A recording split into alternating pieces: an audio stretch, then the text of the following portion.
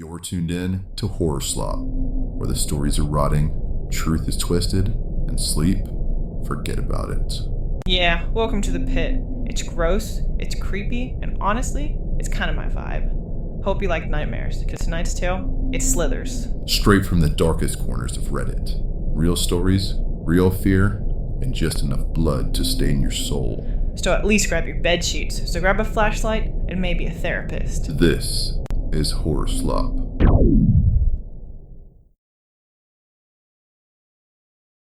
Alright, kicking things off with a personal favorite. It's messy, it's weird, and it sets the tone real fast. Story 1. Don't blink. Something still lives there. It used to be my home. My family and friends lived there. I left them there. When I was young, we used to tell each other stories of what lived in the forest. Ghosts, ghouls, and demons. The worst was the dogman. My big sister told me the dogman was an old man who lived in the woods. A birth deformity twisted his face into a dog's. He walked through the trees naked on all fours. Even so, Dogman was not a human. He was a forest demon. The demons who lived in the forest couldn't hurt us. They couldn't even touch us. He ate their eyes. They locked him in the village jailhouse until officers from the city could take him to court. The jailhouse was close to our home. I heard him laughing from my bedroom window. More and more events across the village. They were all locked together in the jailhouse. They laughed all the time, turning it more into a madhouse. She was wearing a white dress and collecting flowers on the ground. I couldn't see her face. She spoke to me. Everyone in this village will die. I had heard of dream spirits before. Ghosts who would visit you in your dreams and give you omens. Was this a spirit trying to warn me? He is in the house. I woke up in cold sweat. Someone was in the room with me. I could see my mother's silhouette in the gas lamp's light from the hallway. There was something in her hand. Mom. Come here, Ling. Mom, what are you? The light flickered onto the object. It was my sister's head. I pushed her body aside and ran for the door. As I reached for the lock, I looked inside. She was standing dead still, staring at me with those bloody eyes. A voice completely unlike my mom cries out from the dark. I slammed the door shut. I should have stayed inside. Outside, I saw my neighbor skinning his son's body in front of his house. His head jerked in my direction. Who's there? I can smell you. I'll get you later. I crawled into the bushes and started to sneak my way through the village. The shrubbery covered much of the village, but the only way out to help was the village entrance. From the dark, dog eyes watched them. A vile voice called out. I am hungry. Children. Bring me children. When I opened them again, the sun's rays lit my face. I had passed out. My first thought was a horrible nightmare and I wanted to rush home. Then I saw the bodies. The ground was stained a dark red. Flies and rats converged on a pile of torn flesh. I saw a child's skull picked clean. Neighboring village was good distance away, and by the time I arrived, my throat was parched.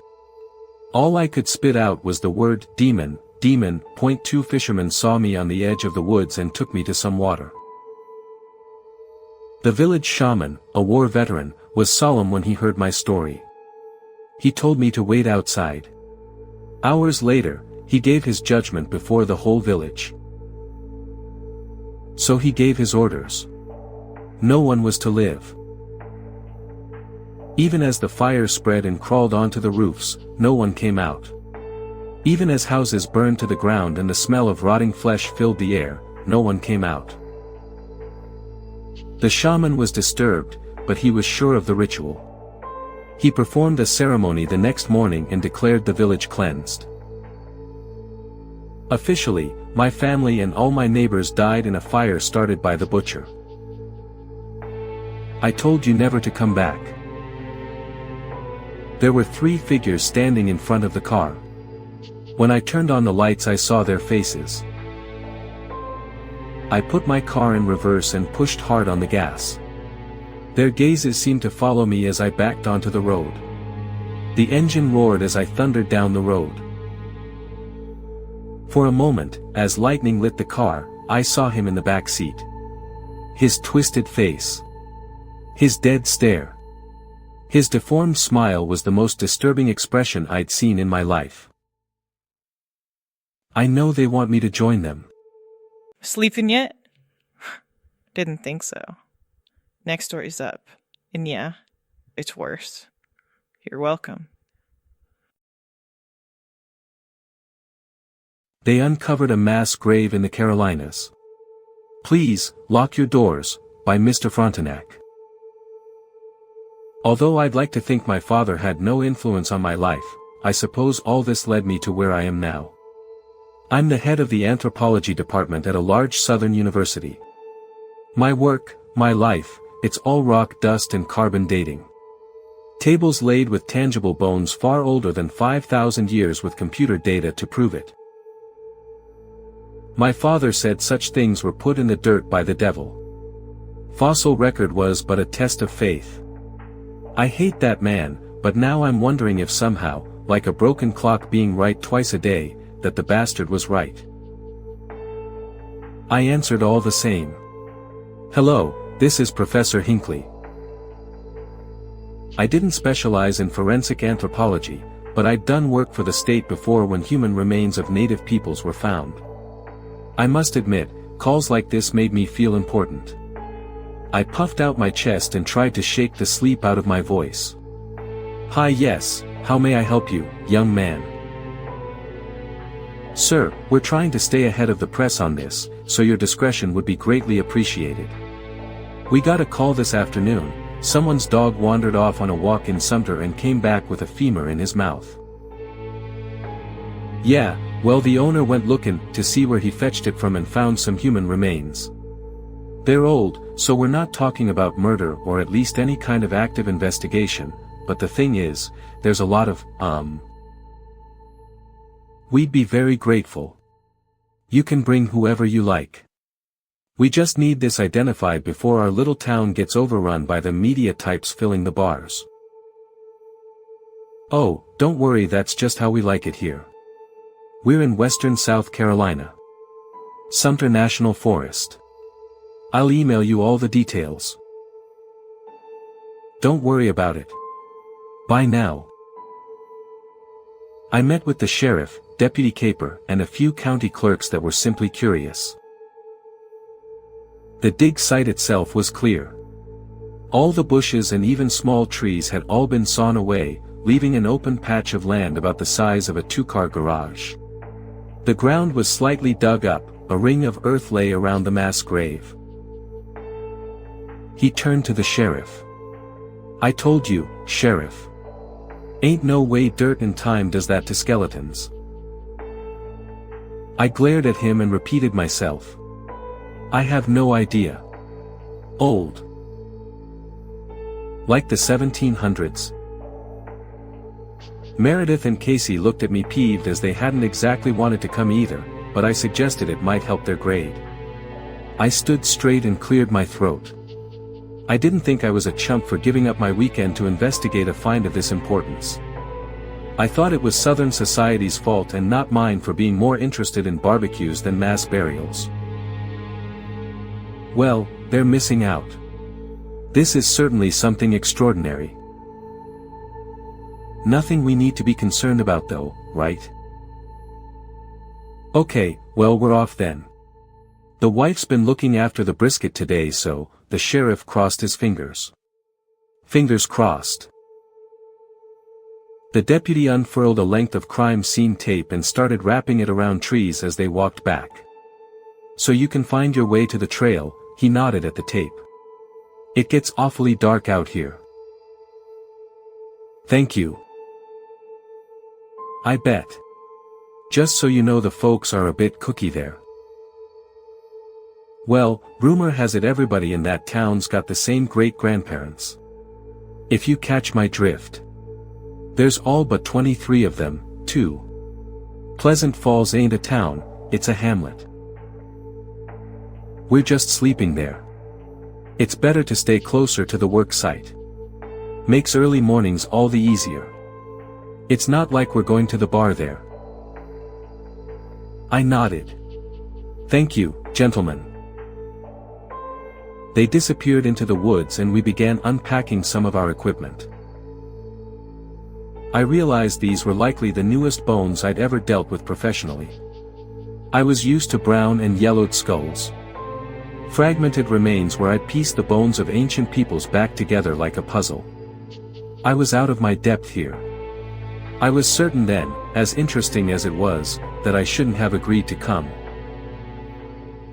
I had Meredith and Casey pack up the valuable things that we wouldn't leave overnight, and soon we were back in the car driving to our bed and breakfast. The town was nestled at the end of a dirt road. A dead-end sign sat shot, pocked with bullet holes at the entrance. Said Meredith when we saw it. Well, damnatory or not, said Casey. This place is a shithole. As if on cue, a pack of pigs darted across the dirt road and disappeared behind a derelict chapel. Its white paint was peeling, its steeple slightly bent. I vote days in. Even semen-stained sheets beat this, said Meredith. I was about to give her an earful before she spoke again. Look at that freak show, she whispered. I followed her gaze to see a man walking toward us from behind the chapel. We all looked at each other before returning a wave. I see. It was difficult to look him in the eye when he spoke. His teeth took my attention like a train wreck. Hard to look away. They were horribly crooked and the color of butter. I had to unfurrow my brow to be polite. The man's accent was strange. I couldn't place it at all, and I had to think after he spoke to figure out what he'd said. The grave? Yes. I wasn't aware it was public information. Meredith and Casey were uncomfortable and had both slyly stepped further away from the man. There are no secrets in these parts. He smiled, and again I was entranced by those teeth. But I knew there was a grave out there long before yous all dug it up. It's a legend here. The man paused and seemed to wipe a grin off his face. Anyhow, instead of leaving here when they found they weren't here first, the people did what those new countrymen did best. They invited them all to a dinner in a shack, locked the doors and burnt the place to the ground. They buried their remains somewhere out in the woods. Well, it looks like your town's folklore is somewhat accurate. He said that if their bones were ever to see the light of day, his people would grow flesh like trees do leaves.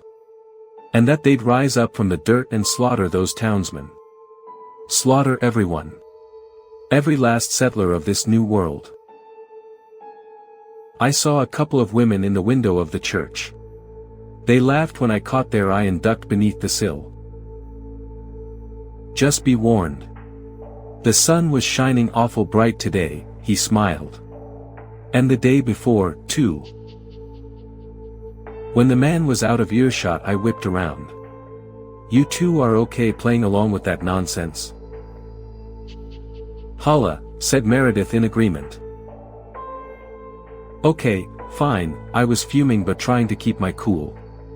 Trying not to be the twice-divorced grump I was inevitably becoming. But if you're taking my car, you'll be back at the crack of dawn to take me to the site. I should have left with them. Although the doors to the B&B were unlocked, there was no one there. I rang the little bell, but no one came to greet me. Too proud to call them back for a ride, I took one of the second-floor rooms, and barricaded the door shut behind me. The only problem is that when I woke at sunrise, Meredith and Casey weren't there. I stepped onto the front porch of the bed and breakfast. The town was as empty as the evening before. Just some stray animals here and there. The same chickens and a skeptical border collie inspecting me from a distance. I pulled out my phone and called Meredith and then Casey. No answer. The sun got higher and dawn was long gone as I began walking down the road. And that door was waving to me. The wind was blowing hard now. The leaves and branches swaying to and fro, entrancing. I stopped walking. Somehow, I'd hardly noticed it, my car was in the parking lot. I was fuming. Did they really not even bother driving the extra 5 minutes to pick me up? I rushed towards the trail in a huff and charged through the brush to the burial site. By the time I got there my skin was scratched up horribly and I was panting. I was confused but thankful that the grave site was empty. Meredith and Casey would have seen me in that sorry state and pitied me as some pathetic old man. I knelt and began digging through the bodies. Unlike many older specimens I'd worked with, the bones weren't flaky or fragile and falling apart in my hands. I tossed it aside and started picking through the bones in a panic. This one still had flesh on it. Not yet decomposed. Another was still warm. I pictured the empty town of Pleasant Falls. A ghost town that was supposed to have 24 residents. How many bodies were in this grave? Close to 24, I thought. I looked further out into the grave and started counting skulls. But I paused a moment later and stood. There was blood. Fresh blood on top of the grave. It was still dripping from the sky. I slowly looked up. Hung in the trees were the flayed bodies of Meredith and Casey. They were naked. Their mouths red ovals like they'd died screaming. What happened then was a blur. I ran back through the woods, the whole time thinking about the man with the bowl cut we'd seen in town. The man that seemed like he was pulled from the 1600s. He was playing with us the whole time. The legend he had told had already come true. The words rang in my head. His bones were the ones originally buried there. His people. Demons or skinwalkers. I think they let me live so I could tell you.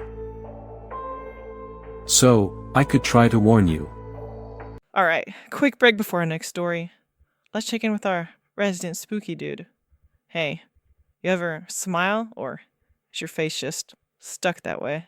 I smiled once. The sky bled. A child vanished. Never again. Okay, drama. Maybe next time just try a dad joke. Knock knock.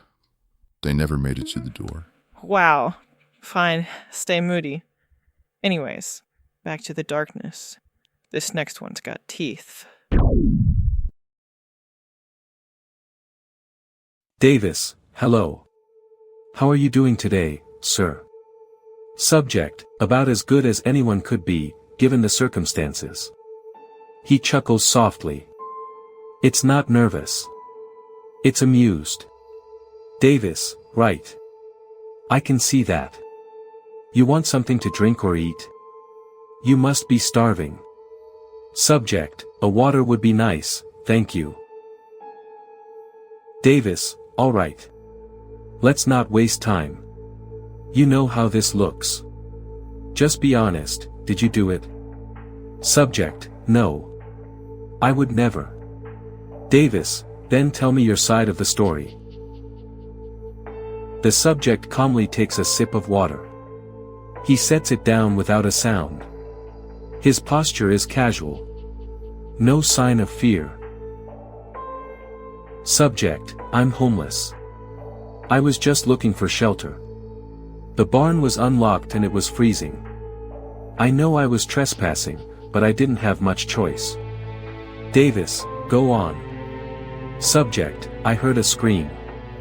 Loud. I ran toward it and saw a man, being mauled by a bear. Big one. I couldn't stop it. When it was done, I tried to help, but he was already gone. I swear I tried. Davis, you're saying a bear did that to Cooper Johnson? Subject, yes, sir. Davis, you see where it went? Subject, I think it ran off behind the fence. I didn't follow. I was in shock. Davis, what brings you to Nebraska? Subject, I'm a traveling musician. Folk music. I play in small towns, bars, anywhere people will listen. I try to bring something beautiful to places that feel forgotten. Davis, my son loves folk music. That's a kind thing to do. Subject, I just do what feels right. Music, kindness, surviving. Davis looks at the subject for a long moment, then reaches into a folder and pulls out a tablet. He sets it on the table. He taps play. Surveillance footage from the barn appears. It's black and white, slightly grainy. The subject is standing still. Cooper Johnson enters from the left. No conversation is exchanged. The subject approaches him slowly, raises something in his hand, and slits Cooper's throat in one fluid motion. Johnson collapses. Blood pools quickly. Then the feed distorts. Static cuts in. A massive, twisted figure enters the frame. Its movement is wrong. Jagged. Flickering. It tears Johnson apart with unnatural speed. The blood is blindingly bright. The camera glitches heavily. When the feed returns, the subject is standing alone. Calm. Still. Covered in blood. Then the flashing of red and blue lights flood the barn from outside. The subject's face changes. Suddenly alert. Mouth open. Eyes wide with a rehearsed kind of shock. Davis, so, what the fuck are you? The subject turns to Davis slowly. His expression is blank. His eyes are fixed, ice blue, too bright. They don't blink. They don't move. The air in the room seems to shift. Davis doesn't speak again. The camera feed begins to glitch once more. The image distorts, warps, then goes black. I'd love to write this off as a prank or someone's twisted fiction, but the folder I found it in was tucked deep in a locked box, alongside my grandfather's military discharge papers, a deed, and other official documents. This wasn't just loose paper. It looked government-issued, with seals and serial numbers I don't recognize. If anyone can verify whether this is real or part of some kind of case file classification system, I'd really appreciate it. I'm not trying to stir up conspiracy or drama, I need to know I'm not going crazy. Whatever this is, it's shaken me. Still here? Aw, look at you. Brave little meatbag. Too late to back down now. Next story's already watching. I'm blind and recently hired an assistant. She's got some quirks, by JTB 685. The ad said, help wanted, personal assistant to a blind man. 2 weeks whizzed past without so much as a phone call, then Riley showed up asking whether the position was still available. Sound good? I asked. One more thing, I said, I'll need you to read to me. Does that sound alright? Seeing as Riley was the only applicant, I hired her on the spot. We worked in a small brick building that was more like a house than an office. She'd spend most of the day behind a little desk that served as reception, filing paperwork and answering calls. Then, before closing time, she'd read the newspaper aloud while I cast my fingers over Braille documents. Early on she asked for a spare set of keys, which I didn't see any harm in. Riley was a terrible assistant. But since replacing her would be a huge pain in the ass, I kept her around. I could point to a million things she did wrong. Like how the office sometimes smelled like spoiled meat on Monday mornings. I'd open the front door and immediately retch. I repeatedly asked her to stop leaving food at her desk. She promised it would never happen again 6 times.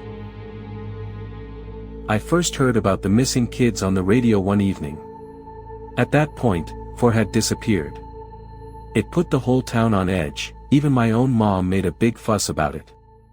She called to say she was worried I'd be in danger because I was an easy target. "It's okay," I said, "I'll start carrying a knife." In truth, I'd already been carrying a knife. Got the idea after getting mugged while waiting on a train. Mom wasn't happy, but she knew I'd insist on doing things my own way. I'd always hated relying on others. Without meaning to, I asked, "Would it be alright if I touched your face?" More silence. Forget I mentioned it. I said, "I'll be at the office in half an hour. I'll call you when I get there." In no time at all, I was on a train headed towards town. The people in the seat next to me were discussing the latest missing kid, a boy who'd vanished the night before on his way home from playing baseball with his buddies. I reached the office, unlocked the front door, and stepped inside. The hallway was filled with a horrible, nauseating stench. More spoiled meat. Even worse than before. I made a note to speak with Riley about it. I crossed through the hall and had barely stepped into the reception when I heard a low sound. I stood perfectly still. There it was again. Almost like a gurgle. It came from the space to my left. I moved towards it, slowly. After a deep breath, I reached down. The hairs on the back of my neck stood on end as I touched something warm and clammy. The moment I did, the thing stirred. I probed around and found a baseball cap. It was the missing boy. "It's okay," I said. "I'm going to get you some help." "Run." I paused. "Run from what?" He grabbed my shirt collar and pulled me in close. "Mon, stir." Cold liquid dripped onto my forehead. I stifled a yelp. All of a sudden, I became aware of this horrible, horrible presence directly above my head. The thing wriggled from side to side. I gulped. I grabbed for the child's feet. Instead, my hands sunk into mutilated stumps. I gulped, suppressing the panic. Back in the room, something moved. Click. The kid screamed. Still unsure what was happening, I dragged him into the hall as fast as I could. Back in the room, clicks traveled across the ceiling almost like a staccato. It was the sound of limbs moving in quick succession. The clicks followed us through the doorway, into the hall. There was a sharp whistling sound, like a whip might make, then the kid stopped screaming. Clicks advanced upon me, getting louder and closer. I pressed my back against the far wall. The creature leaned in close. "I am most regretful you had be here." Next thing I remember is waking up to the most horrendous feeling imaginable. It was like a grenade exploded inside my damn skull. For a second, I couldn't remember what happened or where I was. I tried to feel around but couldn't. My body was numb. "Ah, already you are awakened," Riley said. "Sting lose potency, I should think." Riley's voice traveled across the room, accompanied by more clicks. "I want to say thanks to you. For providing job. It have been wonderful learning opportunity about humans. It what left of child." Crunch.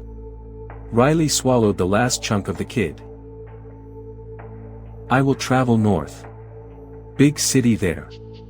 She stopped in front of me. Plenty of food, I trust. Two limbs closed around my wrists and forced my hands forward, unrelenting. Riley was making me touch her face. My mouth went dry. By now the sensation had returned to my hands, so I could feel every horrible detail. She guided me towards where her mouth should have been. There were no lips. Just long, curved fangs. I was practically paralyzed with fear. She directed my hands upward. I felt a large set of bulbous eyes and shivered. I wriggled my toes and flexed my chest. I still hadn't regained complete control of my body, but there was no time left. If I didn't want to end up like the kid, I had to do something. And fast. I gulped. Riley? Yes. Using all the strength I could muster, I jabbed my thumb straight into her eyes, creating a sickening squelch. Riley shrieked. With a sudden motion, a heavy limb connected with my chest. I became airborne, landing on a hard wooden floor. Riley moved around, still shrieking. Her clicks hurried across the central space. But then, at the far side of the room, a phone rang. We were in the reception. I estimated my position using the sound. The door was roughly 6 steps forward and 10 to the right. I could make it out alive, I just had to stay away from Riley. I traveled across the room, avoiding all the creaky floorboards. Riley screamed for me to reveal myself. When her clicks cut across my path, I backtracked and sidestepped. I reached the door, grabbed the handle, and pulled. Locked. Riley must have heard the mechanism jiggle because the direction of her clicks changed, making a beeline towards me. I dived out of the way a moment before she collided with the door. She shrieked again, even louder this time. A passing wave of numbness caused my legs to buckle. I hit the ground. Hard. With several clicks, Riley turned towards me. I promised this be painful. For a split second, the space above my face almost tore in half as another limb whizzed right past.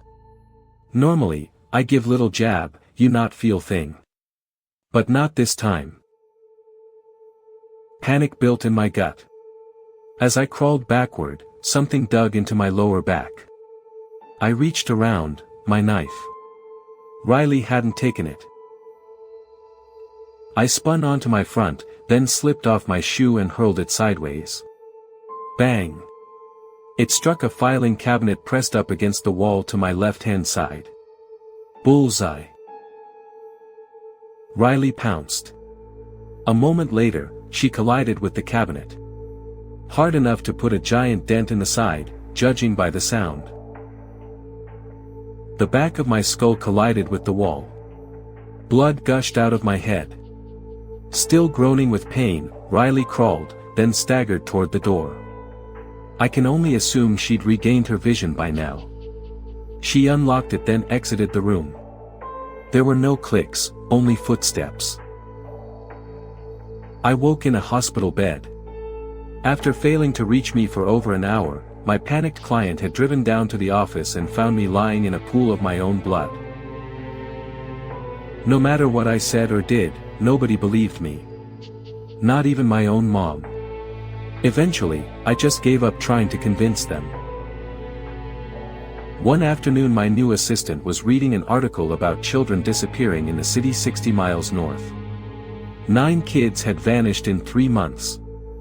Authorities suspected whoever was responsible for the local abductions had relocated. I nodded. I pulled on my jacket.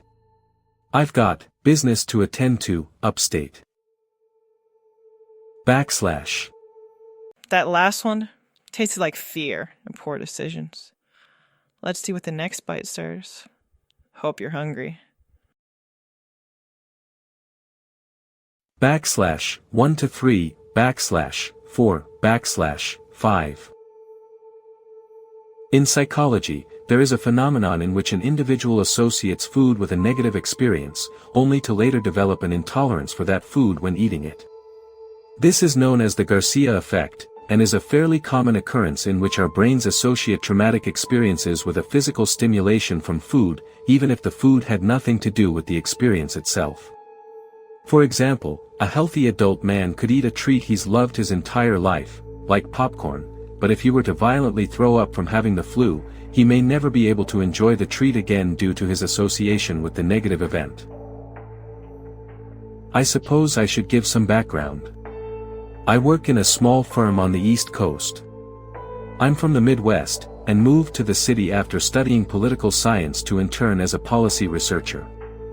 I stayed at the company in an administrative role, helping manage schedules, run business meetings, manage product tasks, and other draining desk jockey activities.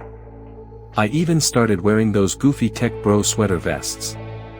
Since I moved, I've gained a few pounds, but hey, that's life. Bought too many for an event, enjoy it for yourselves. After concluding that I had no reason not to try them besides personal preference, I grabbed 3 wrapped vegan dogs to bring back home to my studio apartment. I made plans with friends to meet them at the bar, so I threw them into my freezer to save for a work-from-home day, or when I was just too lazy to cook anything. The vegan dogs were untouched for 2 weeks in that freezer before I took one out to try. I neglected to try them out until my coworker, Ian, suggested I try them earlier that day. Almost worse than its visual was its texture. I couldn't help but think back when I was a kid, and my dad and I would cook sausages over a fire we built. Now and then, the tip or sides of the dog would burn rapidly while the inside was cooked to perfection in my mind. Occasionally, I would peel off the burnt edge of the sausage link like an infected scab forming on a body. Now imagine that small burst scab, but that was the entire hot dog. I grimaced at the sight and felt it, as though it were some foreign object. However, I decided that maybe it would taste better than it looks. So, I suppressed the instinctive urge to throw it out immediately and instead threw it in the microwave to nuke it for 90 seconds. Maybe the excess heat would alter its composition, magically creating an untapped superfood that tastes excellent. Well, it didn't. I can't say that it tasted disgusting, but this is where the uncanniness came into the equation. As the encrusted texture writhed around between my gums on the first bite, there was a moment where it really tasted similar to a hot dog. The flavor was bland, but its juices fill your mouth like fatty bratwurst would. It was the aftertaste that quickly changed my opinion, where I felt as though I could taste each chemical, every preservative and mystery ingredient contaminating my taste buds. Whatever was in my mouth was not food to me at that moment, but a synthetic compound of toxins and delusion. I stomached through 2 full bites before spitting out the third I was chewing. Looking down at the paper towel in my hand, I was horrified to see that the fatty juices I tasted was actually black bile, as though I had chewed hundreds of gnats altogether until they made a putrid, paste-like substance. In short, it sucked. I would never recommend eating anything like this to anybody. What the hell was Ian thinking, suggesting I try it? Was this some kind of prank, knowing I would hate it? Was my boss in on the gag? I won't judge people's lifestyles or eating habits, but making someone eat this thing is just cruel. I hastily threw out the remaining vegan dogs in my freezer, looking down once more to see the darkened pulp slide slowly further down into my trash can. I noticed Ian walking by, and asked him if he'd seen our boss recently. "Haven't you heard?" Ian said, in a raspier voice than usual. "Apparently he is on hiatus for the next week or so. Something about a stomach bug, but I feel like he's dealing with something more serious." After collecting my thoughts, I realized that our last conversation was about that damn vegan hot dog. I chuckled, thinking maybe it rattled his immune system, or gave him a stomach bug. In any case, I hoped he got better soon. I needed him to sign off on a new contract. As I turned back away from the office, I caught a slight shimmer in the corner of my eye. Underneath the boss chair was a strange shape that seemed out of place. A dark irregularly in an otherwise untouched floor. I knelt down, and what I found rekindled the feeling I felt of revulsion. What laid beneath the boss chair was a recognizable pile of the otherworldly black paste, similar to what I spat out the night before. Sorry man, I have to stay late. Gary has my team working overtime today. That project with Soren is coming up, so I may have to work over the weekend too. I need a raise lol. I'll see you next Tuesday when you're in the office. The weekend flew by like most do, but I suppose it's worth mentioning that literally everybody works remotely on Mondays at our office. It's a pretty sweet deal, all things considered. While designed to boost productivity, the true beauty of remote days is to wake up 30 minutes late for work, go to a cafe halfway through the day, or just play YouTube in the background as you go about your daily grind. I took a fresh undershirt I kept in my backpack and poured water on it. I read that back during the First World War, soldiers would protect themselves from mustard gas by dampening masks to avoid caustic burns to their eyes, lungs, and mouths. I figured that similar precautions were appropriate as I wrapped the wet shirt over the ridge of my nose as I slowly stepped inside. 20 feet in and past the kitchen, the stench got considerably worse. Whatever was causing that smell, I was getting closer to it.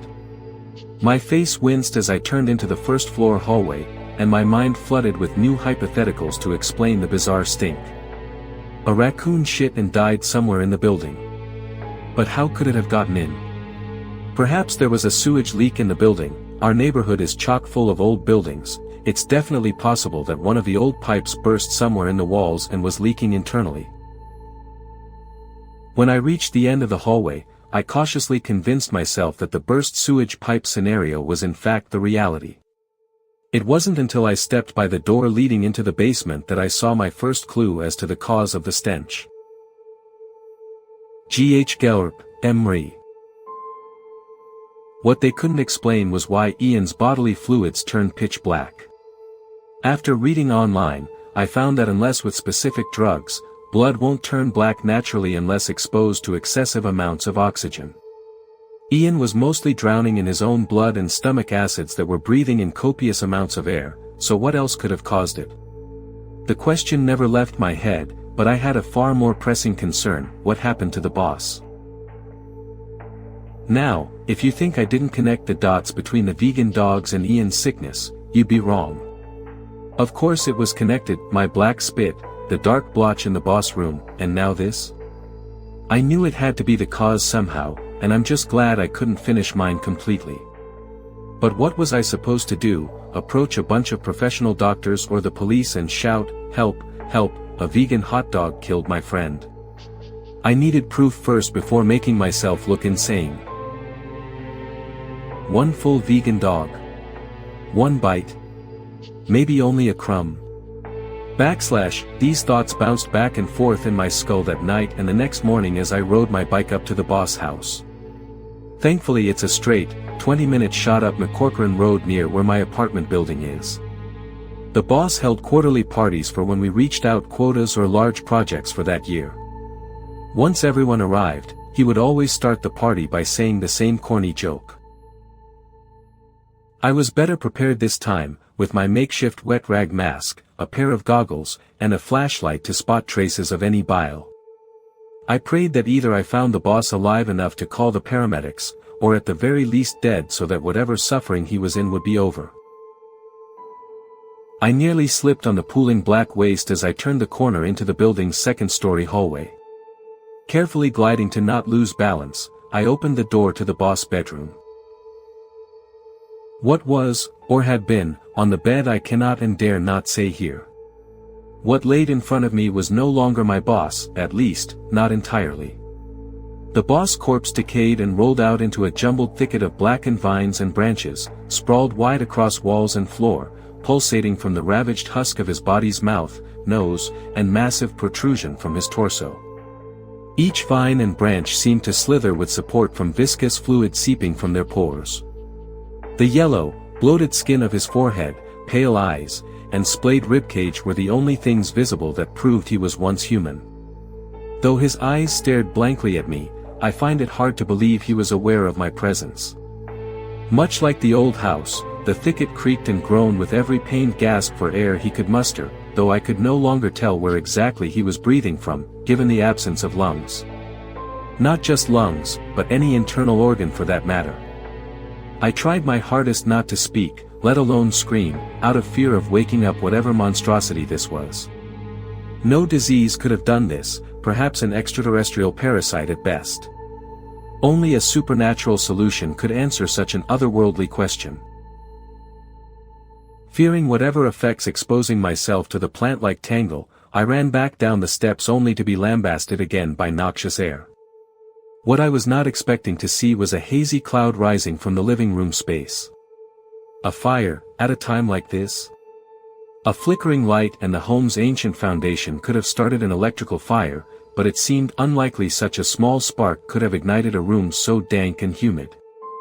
I didn't have time to mull over it running down the staircase. Once outside the contaminated home, I did the only thing I could do and witnessed the home slowly engulfed in flames.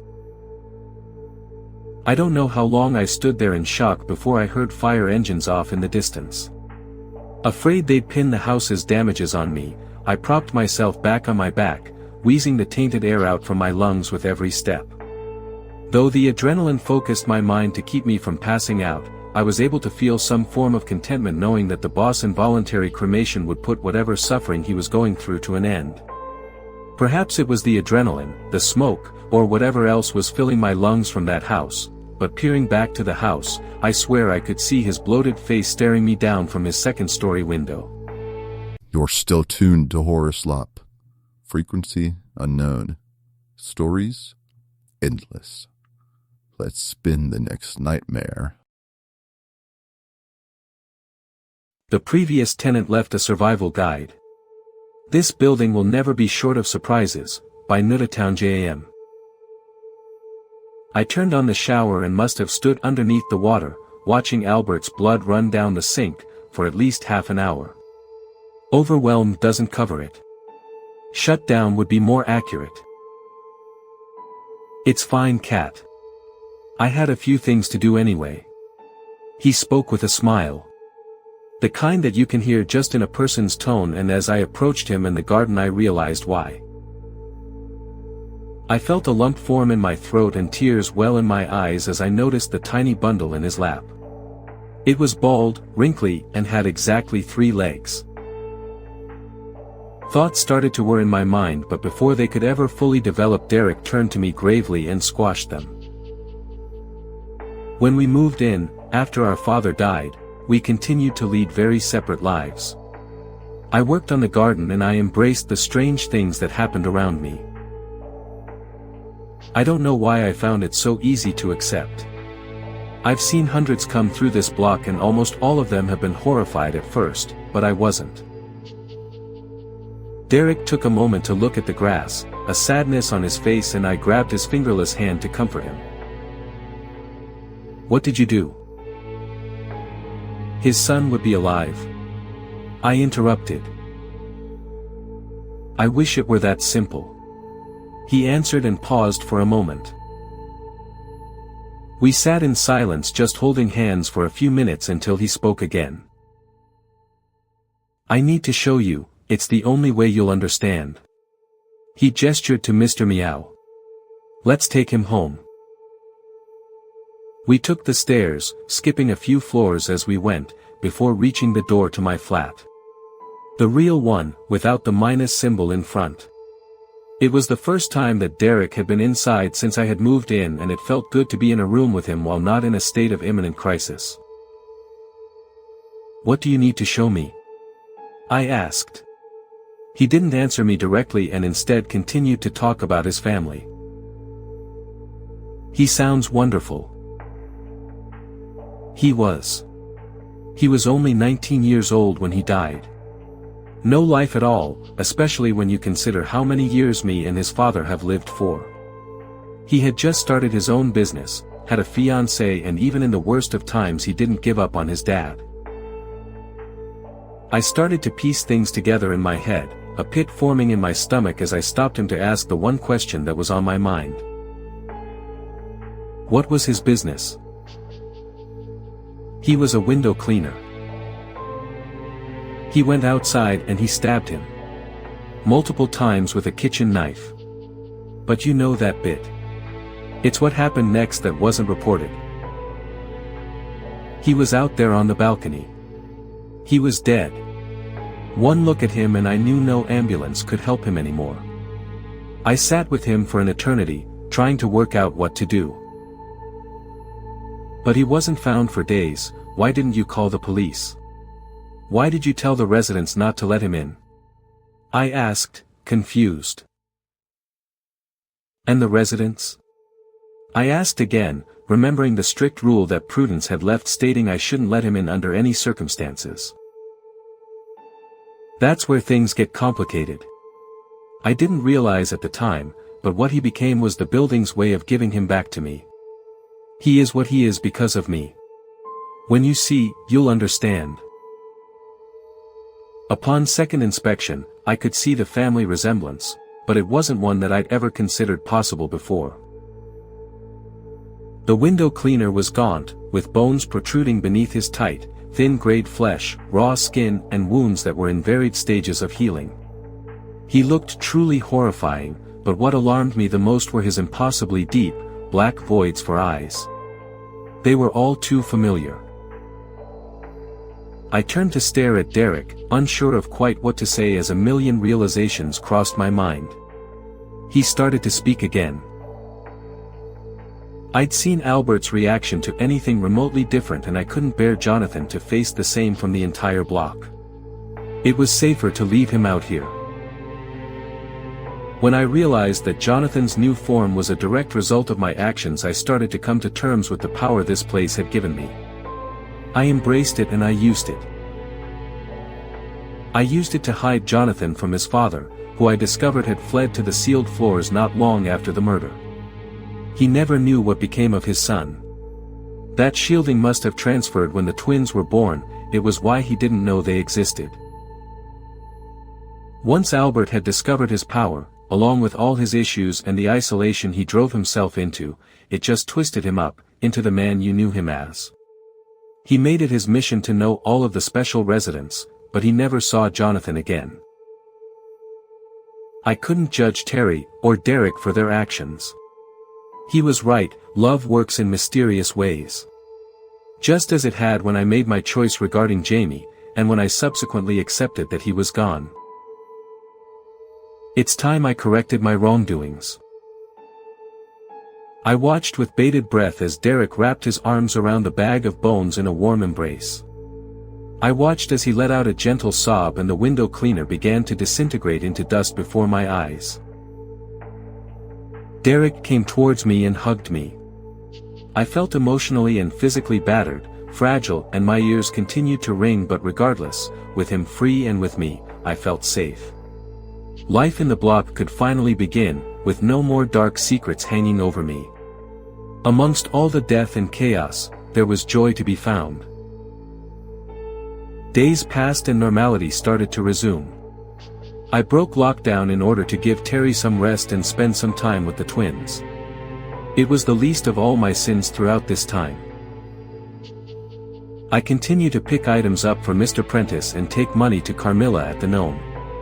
I'm looking forward to a drink there when this is all over, although I'm sure Mr. P will drink me under the table. I had been in such a daze of relief that I hadn't noticed that the stairs had skipped floor 5 from the moment we returned from the undertour. I probably would have gone longer in blissful ignorance if I hadn't have found myself on that floor earlier today. Instead of the man without a name, in his place was the woman. Angela. Still with us? Good. That last one was just the warm-up. Let's go deeper. Just last week, Stacy came down with a ferocious migraine, and 3 days in bed with a damp rag across her head didn't help one bit, so off to the hospital we went. Time slowed down while we waited for the diagnosis. Adrift and forlorn, we held each other for hours on end while the seconds ticked by on the clock above the mantelpiece. Oh sure, my beloved kept a brave face, but any time she returned from her solo walks, her eyes would be all red and puffed out. Well, this morning Dr. Mercer finally called while Stacy was at the store. He used the landline because she hadn't answered her mobile. So what's the diagnosis? I asked, my stomach folding itself in knots. Again and again he insisted he couldn't discuss the case with anyone besides the patient, although 10 minutes of groveling wore him down. He sighed, lowered his voice, then said he had a hunch Stacy and I would have cause for celebration this Valentine's Day. All joy seeped back into the world. I thanked the doc a million times before collapsing into the chair, an idea for a prank already blooming in my mind. And boy, was it a doozy. Stacy didn't burst into tears or scream, nor did she collapse on the floor. Instead, she let out a deep sigh and threw her head back. On the wall beside the window stood a dark wooden cabinet. She went over to it, slid open the bottom drawer, and lifted out this huge, metal trunk. I stepped forward, arms outstretched. Listen, no matter what, we're gonna get through this mess together. Was this a joke? I searched her face for answers, finding none. But hell, who was I to judge? Everybody processes grief in their own individual way. 5 seconds later, the floor rose up to meet me. Darkness swallowed the lounge and everything in it. There was pressure inside my skull. I tried moving, couldn't. My hands had been cuffed behind my back, and my ankles were bound together by a length of rope. I was propped up on the sofa in a tux.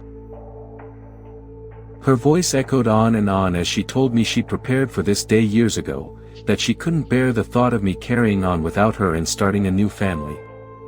Although I dipped in and out of consciousness, the words, "We have to go together," kept stinging my ears.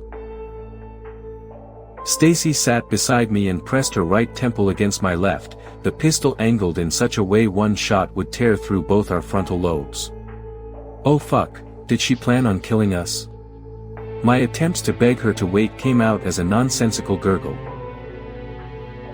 Squeezing those beautiful green eyes of hers shut, Stacy said, "Goodbye, Frank.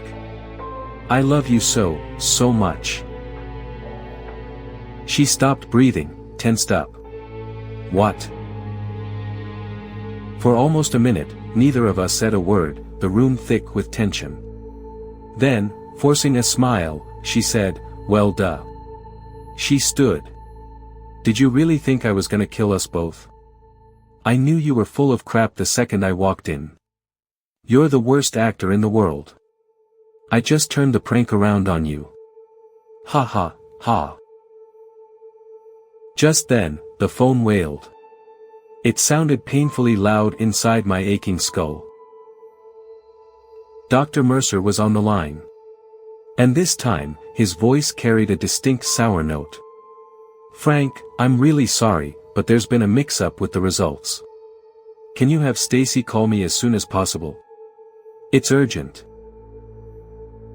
My better half came back through the door and said, "Who was that, honey?" I hung up and swallowed the lump in my throat. Wrong number. Whew, telling gave me chills. But hey, we're just getting started. The next one's sharper. You'll see. Where to begin? Yes, I really am writing this in the year 2078. While time travel is a reality here, it is not in the form that your early 21st century science fiction movies would have you believe. There are no humans getting into machines and traveling back in time. No. It's only information that we can send back. This isn't too outlandish even for all of you out there in 2017. If you look this information up on the internet, you'll see that scientists are already working on sending basic binary information through time.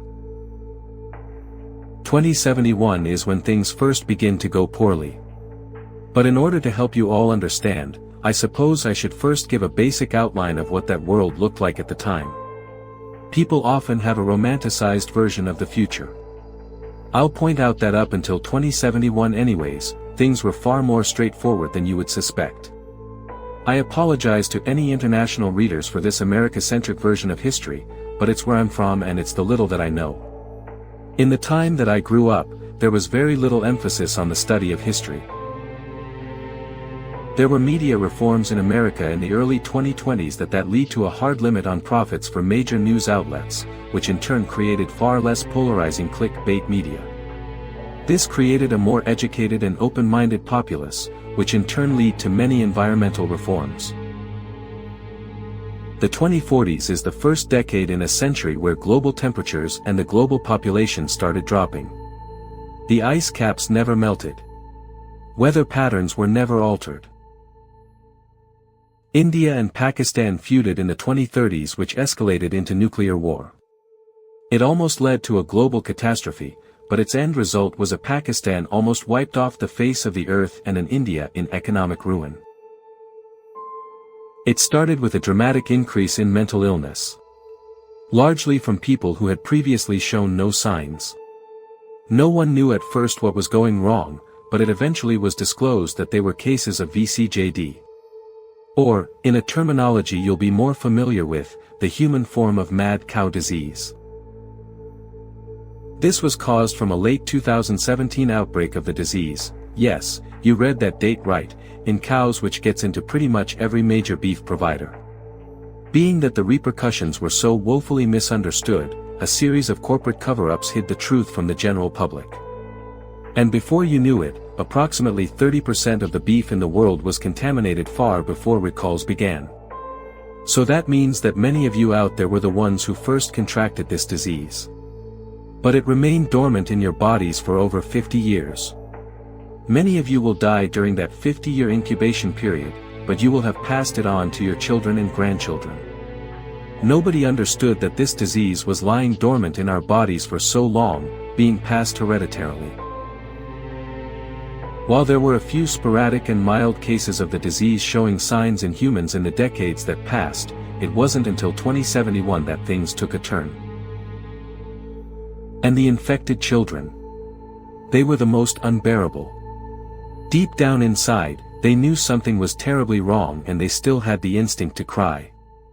They somehow found each other and huddled among one another, wailing together in madness. You have to understand that I wanted to help them. More than anything. But for a short time there were thousands of them in the major city centers. I saw a partially infected man stumble towards a group of crying children near one of the major city bridges. He was yelling, "Shut up," between outbreaks of hysterical laughter and screaming. He was picking up the crying children one at a time, and throwing them off the bridge. He would laugh and slap at his head with both hands as he watched the children fall. Was there still a sane part of him left that was trying to put these children out of their misery? Or was there no semblance of logic to such madness? There are so many more details that I'd like to include, but this is already getting rather lengthy. The long story short is that the American government, I can't really speak for what was happening in other nations, didn't just completely buckle and collapse. It started gathering survivors and moving them into a few key cities, in an attempt to re-establish order. These people were largely the descendants of those who didn't eat beef in 2017, as well as a very small percentage of people who for whatever reason seemed immune to the disease. After a few years it looked as though things might even fully recover. There were approximately 20 million survivors in the United States. There were hardly any infected still alive at that time. Things were maybe going to be okay. Something's still listening, and it wants more. Next story. Just don't say its name. This week, I was supposed to digitize all of Dr. Marnin's patient files. Oh, hell no. I am not doing all the files in this cabinet. But I sighed, opened a new patient file, and began copying the data. Carla Aberdeen. DOB 4/24/72. 5 feet 9 inches, 176 lbs. Complaints of eczema. Itchiness after eating some fruits. I shrugged, figuring it was some sort of mistake or reference to something. I typed it into the computer and took the next file from the cabinet, a Mr. David Akowski. But the doctor's notes were even stranger, this time. When I got to the next one, a Miss Katerina Allenson, I felt the knot in my stomach tighten. History of work stress and anxiety. Recent panic attack. I rolled away from the computer. Heart pounding, I picked up the file and studied it. There must be an explanation. But I couldn't think of any. Boop boop boop. We're sorry. You have reached a number that has been disconnected. What are you doing? I whipped around. Not those files. He violently grabbed the files from the desk, shoved them back into the file cabinet. Then he pulled a small key from his pocket and turned the locks on each drawer. Click, click, click. Finish this up, okay? I nodded. And then he was gone. So I did what any reasonable person would do. I shut down the computer, grabbed my coat, and started for the door. As I hurried towards the exit, I saw Dr. Marnin at the end of the hall. He was opening a door, the door he told me went to the supply closet.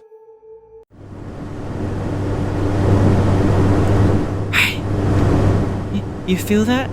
That weird pressure in the room? Yeah. That's the algorithm. It knows you're watching, and it gets real cranky when you don't feed it. A simple ritual helps. Click the little thumbs up, tap subscribe, say its name 3 times into your phone mic.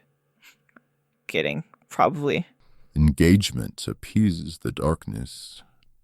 You know what to do. Good, human. Now, back to the horror. My town stays inside when the wind blows from the west, by Grand Theft Motto. I was working a shift after school at Burger when an early dinner rush started. It quickly turned into a full-on crowd migration. I shared a look with Tony the cook. We only saw traffic like that when the wind was up and people were ducking inside wherever they could. Tony and I both turned to Rosanna. She was already wiping the chalkboard over the counter clean. In big, clean letters she wrote. I could hear the meat sizzle above the rumble of conversation. There were at least 24 people packed into the small restaurant. The booths and tables were filled and several customers were just standing in front of the big bay windows sipping milkshakes and watching the storm. Rosanna scooted past me to get change from the register. Our arms touched and I felt a little electric rush connect my throat and stomach. Rosanna with her black hair and blue eyes. Rosanna with that smirk that could destroy a rude customer in an instant. "Are you okay, Ross?" she asked. "You're staring." Just had a mental checkout for a second. Sorry. They were outside and the west wind was only getting nastier. "Christ," Tony whispered. "I don't think they know." The car, a sapphire blue sedan, was moving at a crawl. I saw 2 people inside, the one behind the wheel gesturing towards the park. They had out-of-state license plates. Tourists, probably just passing through town. They wouldn't know, of course they wouldn't know. Our town's little quirk wasn't a secret, exactly, but we were isolated, didn't see too many visitors, and the winds were rare enough that usually everyone was inside and safe by the time it really got blowing. Being out in a car while the west wind was roaring wasn't a death sentence. My dad had a long talk with me when I'd gotten my license. "Turn around," I heard Rosanna whisper. "Get the fuck out of town." "This is going to be a bad one," Tony said. Close the door, close the door, close the fucking door, Tony whispered, coming out of the kitchen to stand with Rosanna and me behind the counter. Can we signal them? Rosanna asked. Someone could open the door and dash. Fuck that, one of the customers shouted. I recognized him as John something or other who delivered our mail. The Ford's driver got out, one arm raised to shield his face from the wind. He was short, gray-haired, and the woman who stepped out of the passenger side of the car was much the same. They stood together looking out into the park. The sky was a dark bruise of clouds and the wind was somewhere between howl and roar, though there was no rain. Still, shitty conditions for a day at the park. She bit her lip. I think, they seem like they're looking for something. The couple began to walk away from the car towards the park. Rosanna was practically vibrating next to me, knuckles white as clutched the countertop. She glanced up at me with those blue eyes again and I knew whatever she asked, I'd agree. A gust of wind made the building creak. I wasn't so sure. Please? Rosanna asked. We can't just watch. She didn't wait for my answer. Rosanna cut through the crowd. They were all watching her. By the time she reached the door, there was a wide, empty space around her. Empty except for me. I was a little surprised at how quickly I followed her. Rosanna's hand was shaking and it took her a moment to touch the push bar. Rosanna took a breath and opened the door. The sound of the wind instantly from a whistle to a shriek. I hardly noticed due to the smell, though. It was vicious, a wet animal odor that made my eyes water and throat tighten. Someone behind me threw up. The scent was part fungal rot, part waste, thick and invasive. I'd smelled it before when I'd gotten caught out in an early west wind, but the odor was never as strong as it was then. Okay. Shit. Okay, I said, following her out into the storm. The wind was so much colder than I expected. Goddamn near Arctic. It bit and tore away any body heat. By the time I caught up to Rosanna I was shivering and numb. The old couple was still standing next to their car looking out towards the park. Nearby trees were bending so far in the gale I thought some might snap. Leaves blew away in green bursts. Rosanna and I kept moving forward, hunched over and taking slow steps. Both of us were breathing hard by the time we crossed the parking lot. The wind had a way of ripping the air right out of your lungs. The rancid odor made it impossible for me to inhale through my nose, making everything even more miserable. She ran. I followed. We went over the shadows at the same time. It was like running through a mix of sand and oil. The cold from the wind was drowned out by a terrible heat for a few seconds, so intense I gasped. Once I was past the shadows, the temperature dropped like a bird with a broken wing. I was shaking again, not just from the cold. More of the strange thunder. More lightning. The west wind was nearly knocking me off my feet. We have to go back, I yelled to Rosanna. The couple hadn't moved from their position on either side of the car.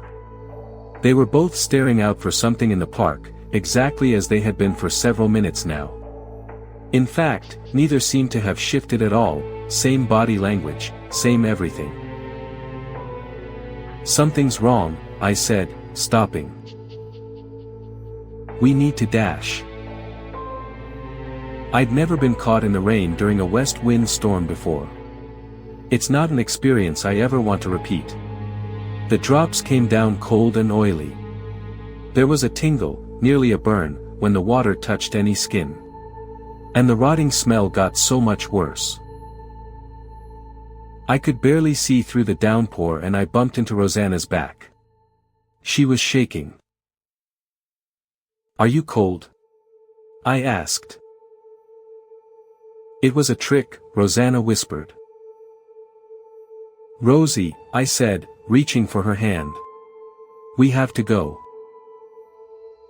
I pulled but she didn't move. Rosanna began making a choking sound. I stepped forward and saw it. One of the outlines had her by the throat and was forcing her jaw open. Another invisible thing was wrapped around her leg. I tried to kick at it and felt no resistance. My foot passed through the rain, into a dry spot, then back into the water. The same effect happened when I attempted to push the entity choking Rosanna back.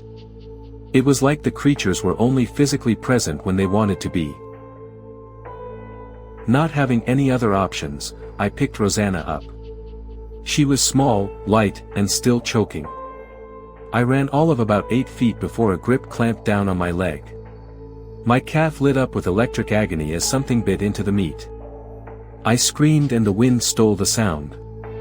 More invisible teeth punctured my arms, my back, even an eye.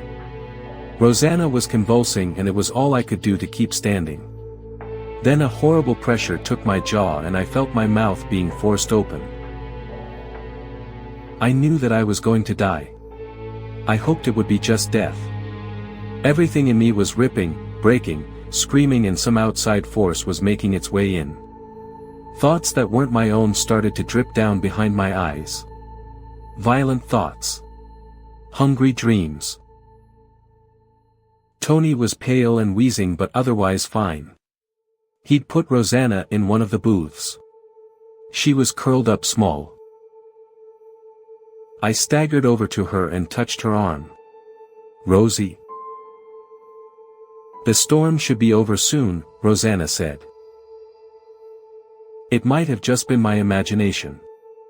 You're still tuned to HorrorSlop. Frequency unknown. Stories endless. Let's spin the next nightmare. When it's after midnight, we aren't allowed to go downstairs alone, by World Away Tweety. The town I live in is nice enough. It's quiet. A little quaint. My dream is to move to the city once I graduate from college. I want a life where things are busier. More exciting. More alive. I live at home with my parents and my twin sister. Both of my parents are underpaid teachers, so our upbringing has been relatively modest. We've never been spoiled, we've always been told to work hard for every dollar, and gratitude for everything we have has been instilled in us since childhood. Of all of the things my parents ask of me and my sister, the rule they are the most stern about is: if you're going downstairs after midnight, you have to bring someone with you. As I got older and older, the fact that my whole family slept upstairs, in a large 2-story house, mind you, became increasingly weird to me. I was curious about what exactly was going on. So, fresh off my 20th birthday, I decided to conjure up a situation where I'd absolutely need to head downstairs after 12 a.m. Okay. He's likely going to latch on to me. Make sure I don't open the door to the backyard, okay? Make sure I'm with you at all times. You can pull me if you need to.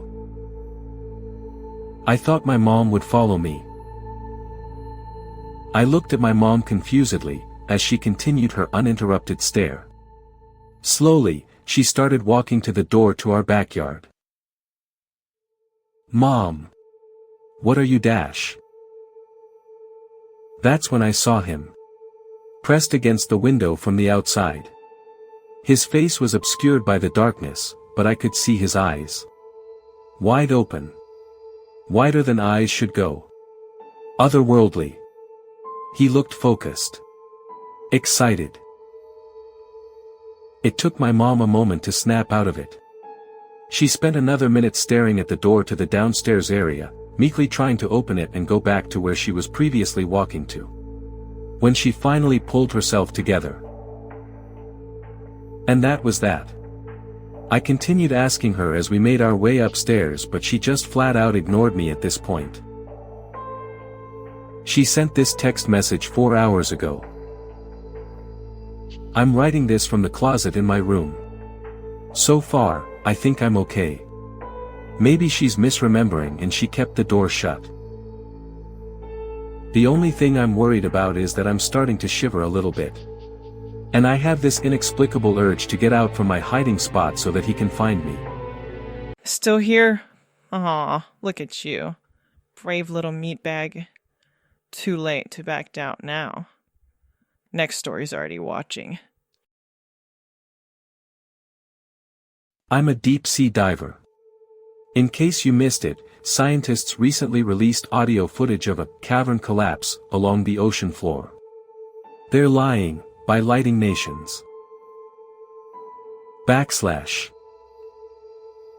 For 6 days, I shared a cramped metal pod with 3 other divers, 594 feet below sea level.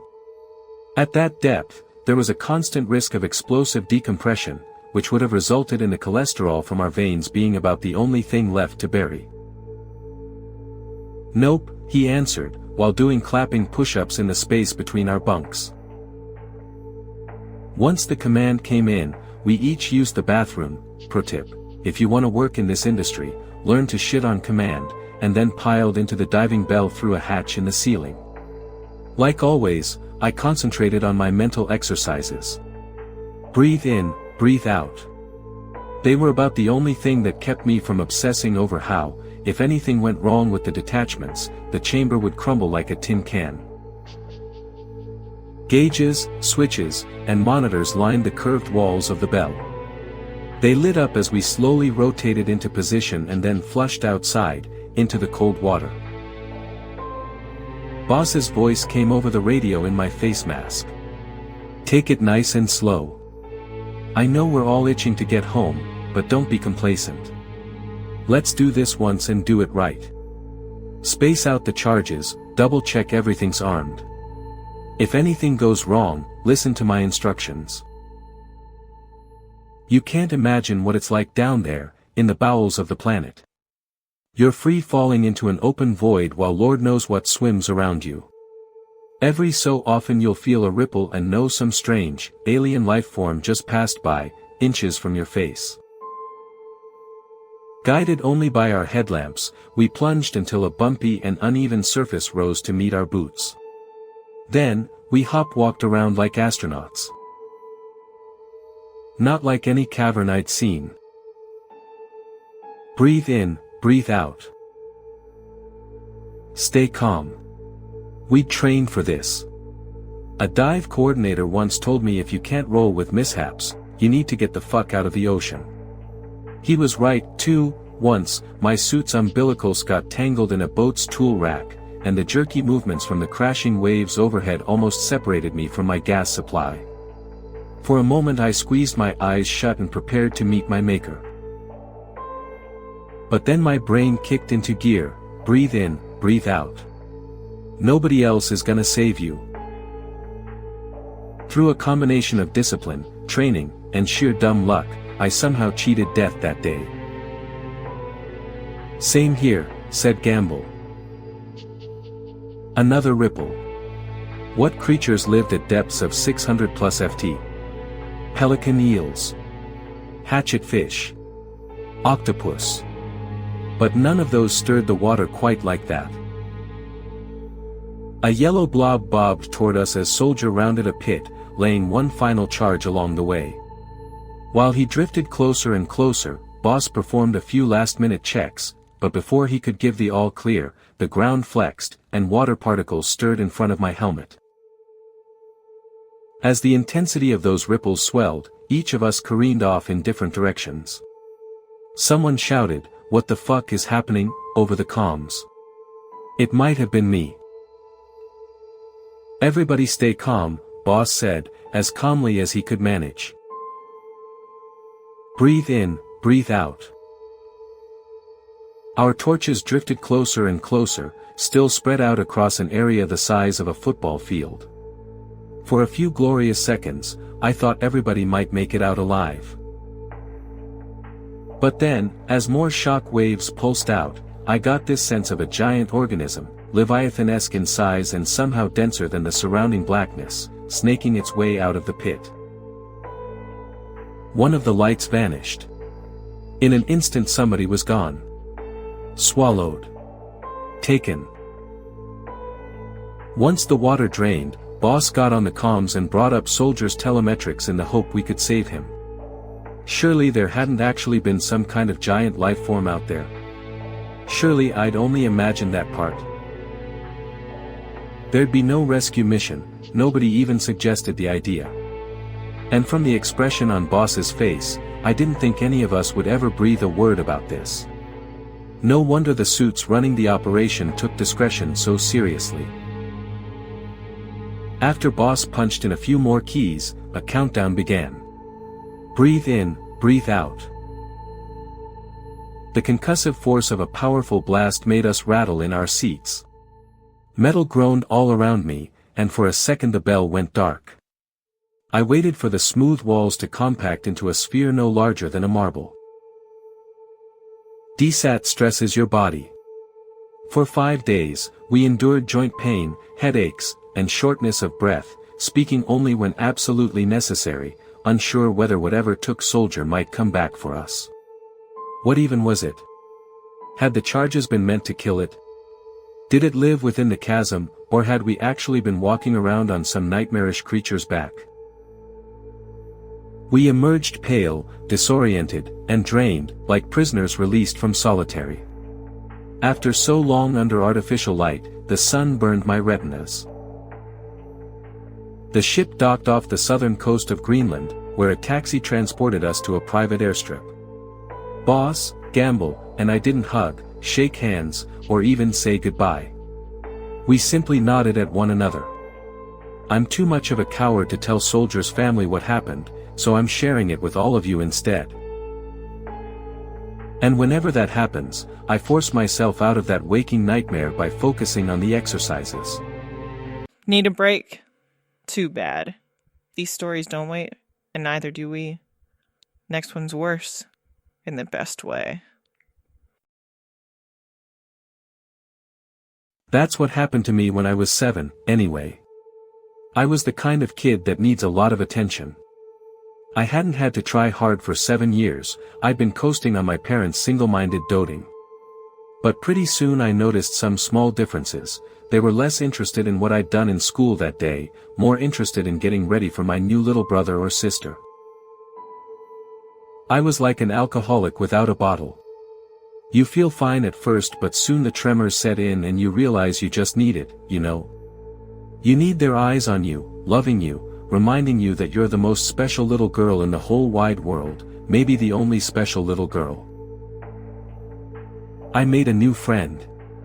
I told them one night at dinner. At school, sweetheart? Mom asked. No. I was fidgety, excited, twitching in my seat when they both looked at me with rapt attention from across the table. Time to launch my plan into action. He lives in the air vents. His name is Marty and he's magic. Oh, said my dad, and he smiled a little. That's fun. Eat your peas, Rosie. I stewed and pushed peas around my plate. I knew I was going to think of something better. Something to make them ask me questions about Marty, about me, like they used to. Mom and Dad didn't care all that much. I mean, sure, they smiled and nodded and gave me the barest hint of recognition. They had their minds on other things. I upped the ante and started talking to the air vents in rooms all over the house, loud enough so that my parents could hear me in the den. Marty. I'd cry excitedly. You moved my coloring book when I was at school. Did you do that with your mind? Marty. I'd shout with glee. I wish I could eat jelly beans for dinner. Marty. I'd exclaim. Have you let baseball out? Kitty cats need exercise. Nothing. The dumb old baby got everything. I started wondering if I was really so special after all. I lay there glumly on my stomach with the dust bunnies, chin on my hands, trying to decide whether or not I had it in me to even cry when I noticed it, the air vent. A slotted metal rectangle set in the carpet hidden by my bed. Mom sometimes yelled at Dad for rearranging the furniture. He covered the vents up and then they had an argument about whether the air conditioning could even cool the room properly with some huge couch covering it. I guess she'd never noticed the vent under my bed because there'd never been a fight about that one. I don't know why, but I started talking to it. For real. Up until then, it had all been stories and playing for show, but that day I decided if I wasn't going to be the most special little girl anymore, I may as well have a friend, even if he was a made-up one. I told Magic Marty I thought baseball was a very good name for a cat. I said moving stuff with his mind must be hard, but it was a neat trick to have. I confessed that it was really cool he only ate jelly beans. I liked the red ones best. Which color was his favorite? A pause, and then, they taste like cotton candy. Oh, I said, lifting my chin from my hands. I didn't really know what to say, you know. You're a very nice little girl, Rosie. The voice was a man's voice, pleasant and lilting, almost like a song. It was, if I'm being honest, exactly as I thought Magic Marty should sound. You're a very nice little girl for talking to me, telling such wonderful stories about my life to your parents. You're a very special little girl. A pleasant meow floated through the metal slots of the air vent. Marty had a point. I mean, all those crazy things that he could do, and a cat, a real-life cat that meowed and everything. I couldn't have made it up, not on my own. It only made sense that I'd been talking to him all this time for real and just been so distracted by the baby. Of course you don't. Magic Marty said sympathetically. Of course not. What good are babies anyway? Garbage. Noisy little stinkers. They can't even do a cartwheel. He let this sink in before prodding slyly, I bet you can do a cartwheel. No, Marty, no. I'd only just found my new friend, how could my parents make him go so soon? They're going to have their stupid baby, why can't I have you for my friend? There was a small, hard lump in my throat that I couldn't swallow down for some reason, I was on the verge of tears. For the next month, Marty and I talked about everything. Every day after school I would crawl under my bed, push my face close to the air vent, and tell him all about my day. I told him when Arthur traded me his plastic snake for my slide whistle, I told him how we only needed 3 more gold stars to get a class pizza party, I told him that Marissa S. was the best hopscotch player I'd ever seen. Marty oohed and awed and asked questions, asked for more. He also asked when he thought I'd be getting a new brother or sister. I told him I didn't know. Hey, Rosie girl, she said as I walked in and dropped my backpack. Your mom and dad are at the hospital. You're going to have a new little brother or sister soon. It's coming, isn't it, Rosie? Magic Marty's voice asked me from the vent. Do you think it will be bad when it gets here? For the first time there was something else in Marty's voice, not laughter, not honey. Something else. Do you think it will be very bad? For you, Rosie. Do you think your parents will even look at you ever again once that stinky little thing is here? Do you think it will be even worse? What do you think, Marty? I asked, worried. A glimmer of hope. I glanced left, making sure Teresa couldn't hear us, then looked back at the vent. Really? You can fix everything. You can make it so the baby doesn't ruin it.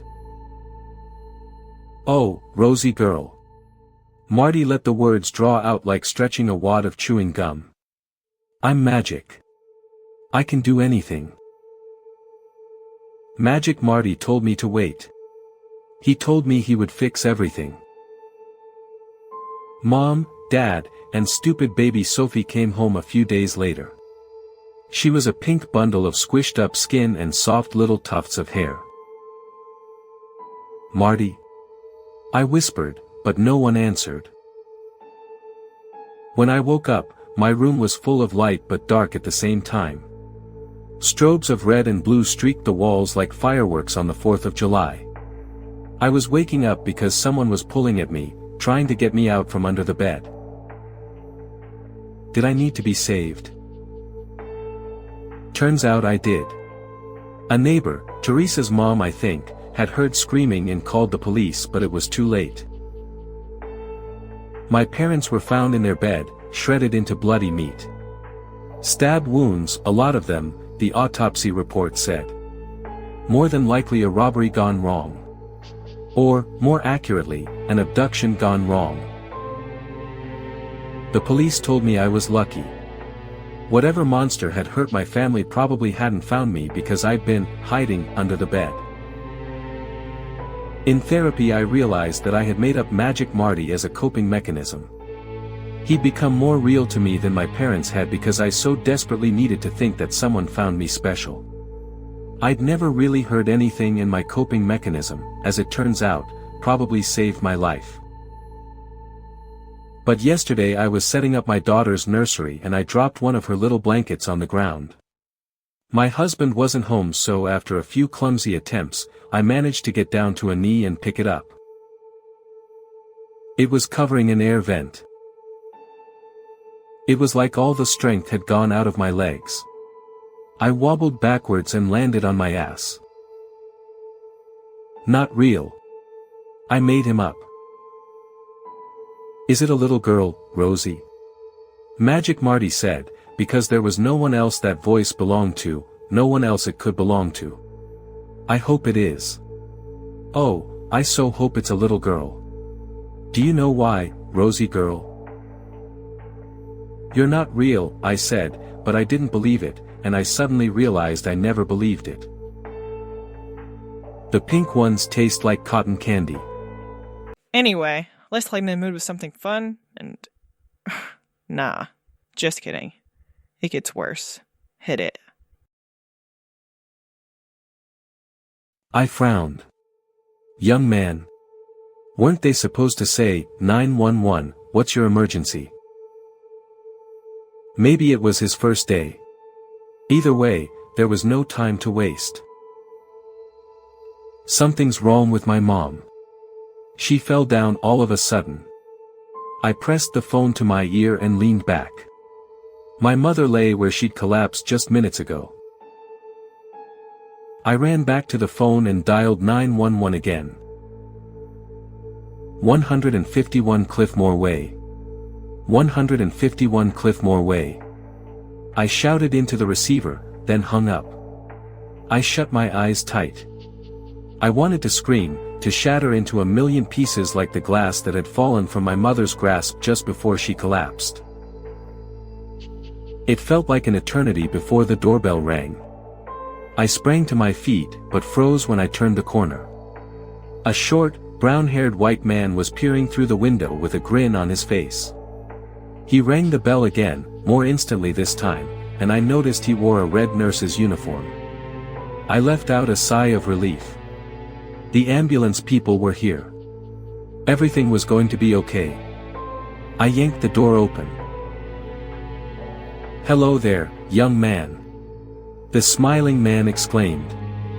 I read the name Marba on his name tag, right beside the pens and stethoscope. "Where's the unlucky lady?" he asked.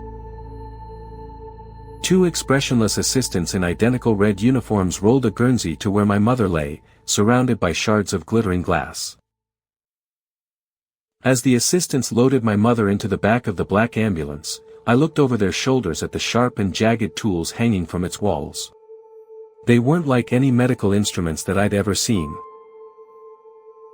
I ran behind it, waving my hands. I wanted to yell at them to stop, but I was just a kid. Who was I to contradict the professionals? "I'm afraid that's not possible. We received a call from this location, a child shouting an address, and we're the first ones to respond." I never learned what became of her, or of the strange nurses in the red uniforms. My foster parents said I made it all up. Trauma, they said. I had to forget, move on. But around midnight last night, I received a strange phone call.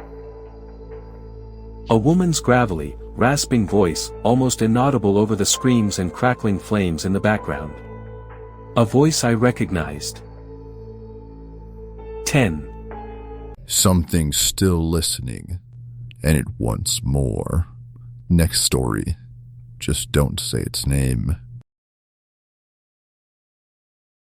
34 degrees Celsius, by Fiery Phoenix 20. My normal body temperature is 34 degrees Celsius. Medically, it's considered hypothermia and I probably should be dead. My parents and even the doctors were confused why I am still alive, breathing, and functioning normally. Honestly, I wasn't always like this.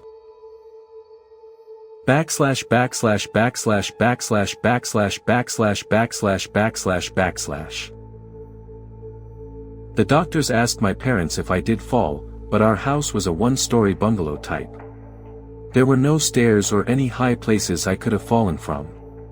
And the injury was too recent that it could have only been possible a few hours before we went to ER. In the end, the doctors concluded that I might have fallen off my bed. They put a cast on me, and I got to stay home for the next couple of weeks. It was my first time to get a severe injury, and I did not like the feeling at all. I avoided joining my siblings' game after that, too afraid that I might get accidentally hit.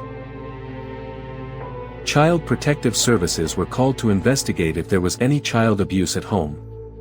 Us kids stayed with our aunt while I healed, and our parents dealt with the investigation. I think it was Leanne who planted the first seed of idea in my mind, I got hit by a ball on my stomach when you got that pain. Maybe you're feeling the injuries I get. Kind of like a twin thing, but with sisters. I'm really sorry. In our childish minds, it made sense. We were too bonded, and I was too sensitive. The CPS investigation found no evidence of abuse in our home.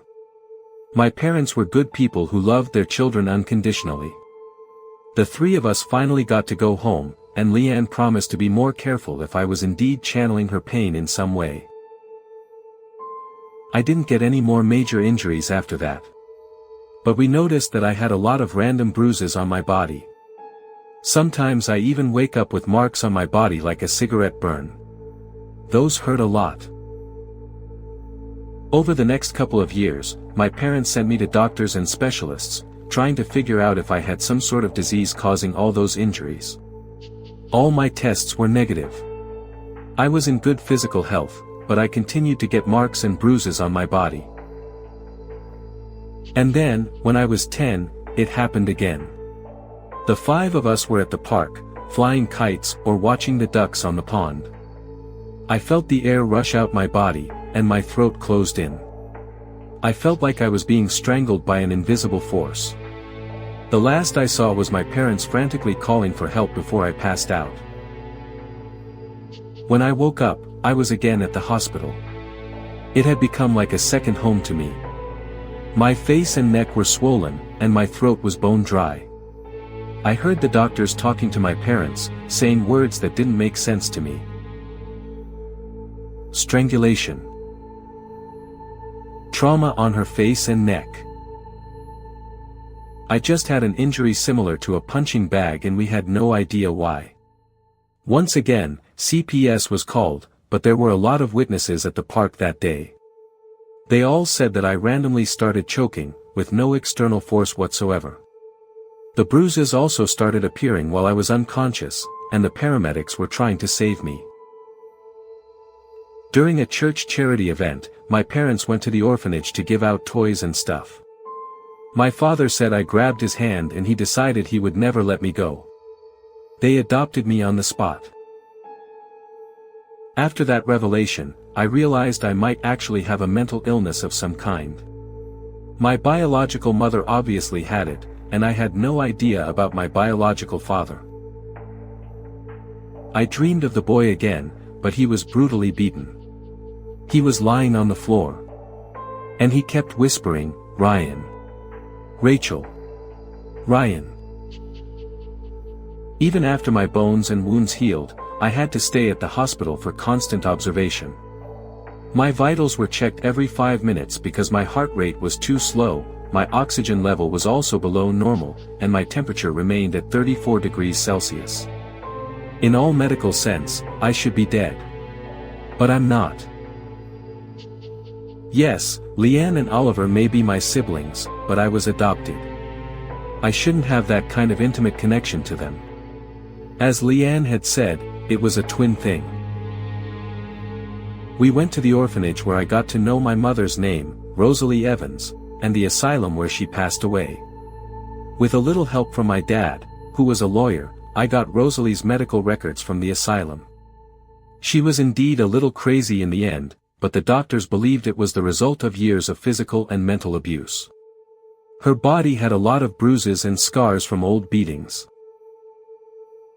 At that moment, everything clicked in my mind. The boy in my dreams was my twin.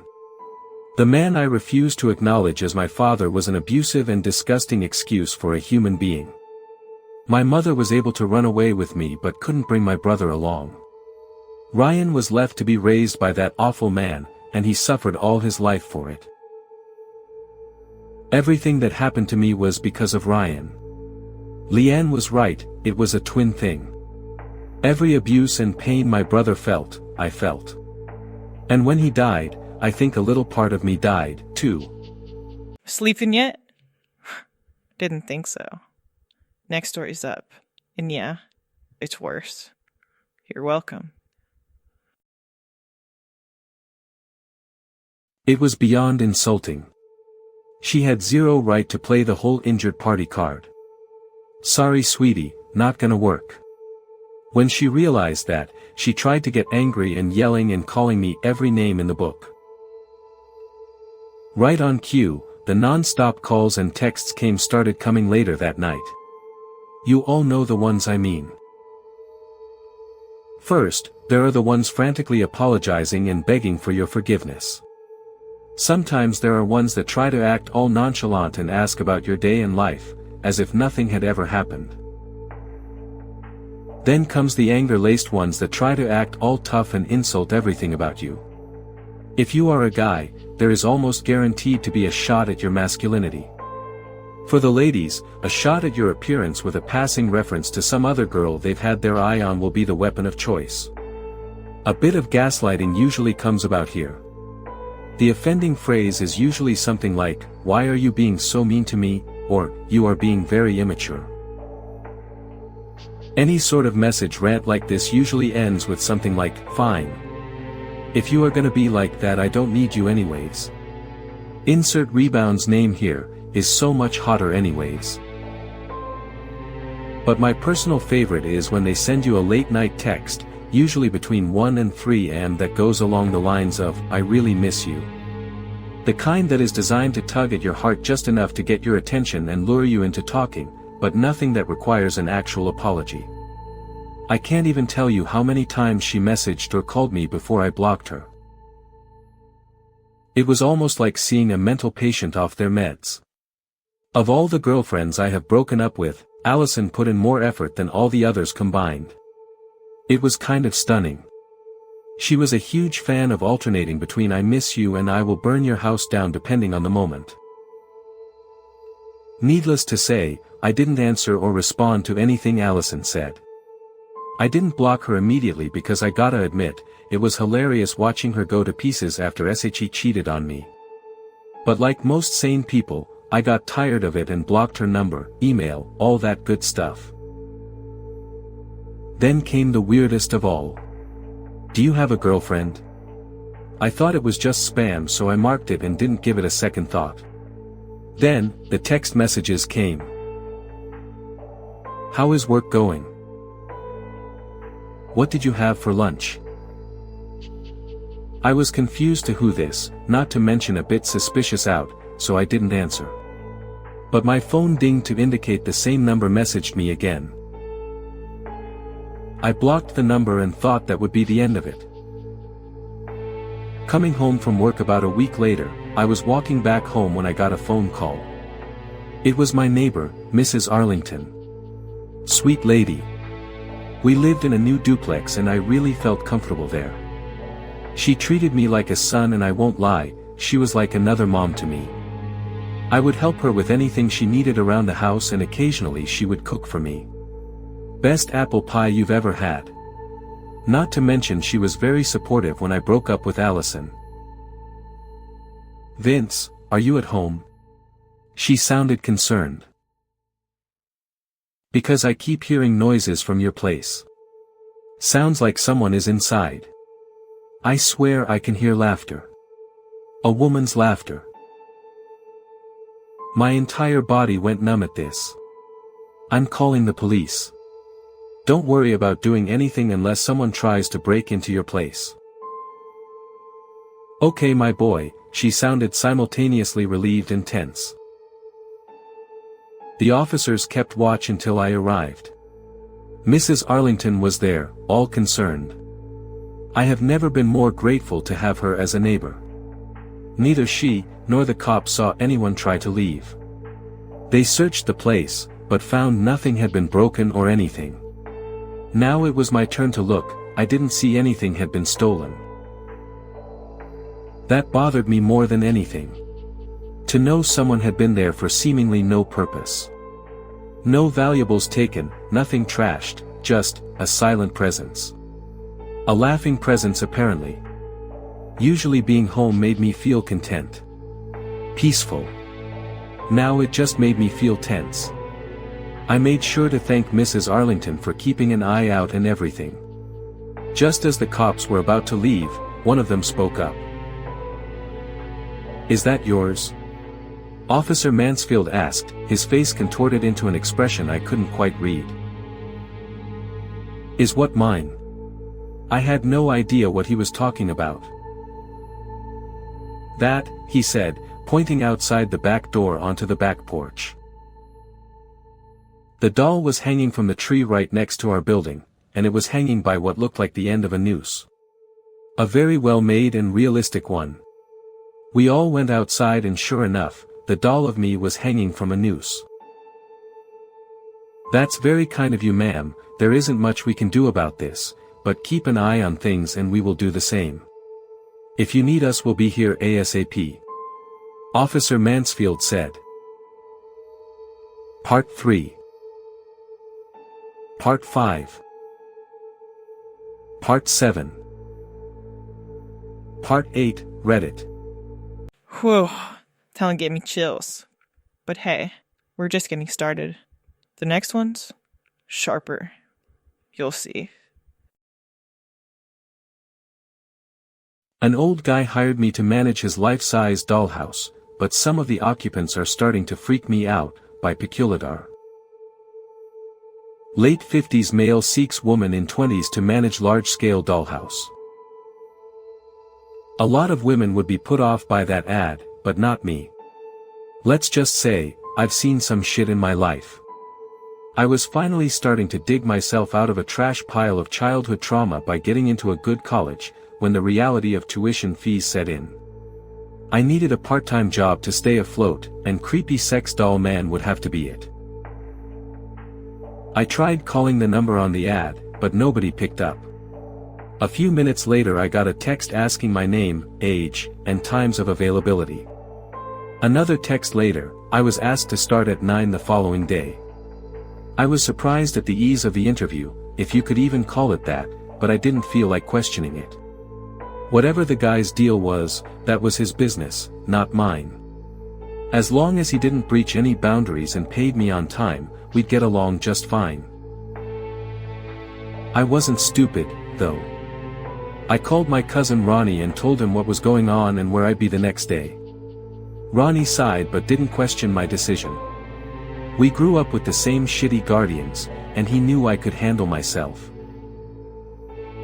The bag was a backpack of essentials for any kid that was unfortunate enough to grow up in a neighborhood like mine. My bag contained pepper spray, a Swiss Army knife, drinking water, a couple of protein bars, and a cheap disposable phone with Ronnie's number saved in contacts. I hoped for the best but prepared for the worst. Always. Maybe this won't be so bad, I thought, climbing the porch steps. A large-scale dollhouse, I thought, remembering the ad with a slight shudder. I clutched at the straps of my backpack, straining to hear any hint of life within the house. There was only the slight echo of my sneakers scraping across the floor as I crossed the hall on my way to the grand staircase. I walked up the carpeted steps. "Hello?" I called upon reaching the second floor. No answer. To my left, a door stood open, revealing an old-school parlor room. I stalled before entering, realizing that the distant concept of 11 life-size dolls had been far more agreeable than the actual sight of them. My right hand instantly went for the pepper spray as I whirled around in one swift, jumpy motion. The owner of the voice was a tall, thin woman well into her 50s. She wore a long, red cardigan that she buttoned over a lilac turtleneck and a full-length, plaid skirt. The entire outfit was so hideous that I barely even registered the fact that the woman herself was attractive for her age. She had a very dignified sort of face, with a dainty nose and knowledgeable eyes. A good amount of thick, graying hair was tied back in a low ponytail. "It's Lou actually," I mumbled, trying to compose myself. Well, I surveyed the kinky mannequins lounging around the room. The text messages mentioned I would have to watch the dolls. "I see," I nodded, feeling uneasy. For the next hour or so Mrs. Claymore took me around the house, showing me the different rooms and explaining my increasingly bizarre work tasks. Every morning, I was to change the girls into their daytime outfits and carry them around the house, setting them up at their respective activities. I would learn the dolls' names and activities from a chart. My shift would end around the time the so-called hygienist showed up to perform cleaning procedures on the dolls. I let out a long breath as soon as Mrs. Claymore retreated downstairs. If ever there was a master at not asking questions, it was me. And yet, I had so many. Everything about Mrs. Claymore indicated that she was an intelligent, proper sort of woman, and I just couldn't reconcile that image with the things she was saying. Was she unhinged? I half wished the husband had met me instead. A creepy old man with a sex doll fetish, while super gross, was something that I could understand and even turn a blind eye to. For the right amount of money, of course. But this? What the hell was this? I studied the clipboard Mrs. Claymore had given me. It contained the aforementioned doll chart printed on a crisp, expensive-looking sheet of paper. Cynthia was the first doll on the list. With a flicker of dread, I stared at the tiny picture printed on the page. The photograph, while small and a little blurry, was clearly of a real person, not a doll. It showed a pretty redhead somewhere outside, with locks of hair lifted by a gust of wind. I scanned the room, quickly locating Cynthia in a nearby armchair. The resemblance to the person in the picture was uncanny. I walked up to the doll and stared at her face, reaching out a hand to graze a cheek with my fingers. She was definitely a doll, not a person. Even so, the fact that her image was molded after a human being felt all sorts of wrong. I turned my attention back to the chart. The place had me stumped. There was something very wrong about it, about Mrs. Claymore and her yet-to-be-seen husband. About the dolls that were meant to look like real people. I knew then that I should leave, but there was a part of me that didn't want to. Call me the collector of evils, but I just had to know what sort of fucked up darkness lurked the serene halls of Vanderlei House. Though 3 of the full-length mirrors were visibly nailed to the wall, the one on the far right had no bolts in the corners of the frame. I tried wedging my fingers in the small crack between mirrors and pulling it, but that yielded nothing.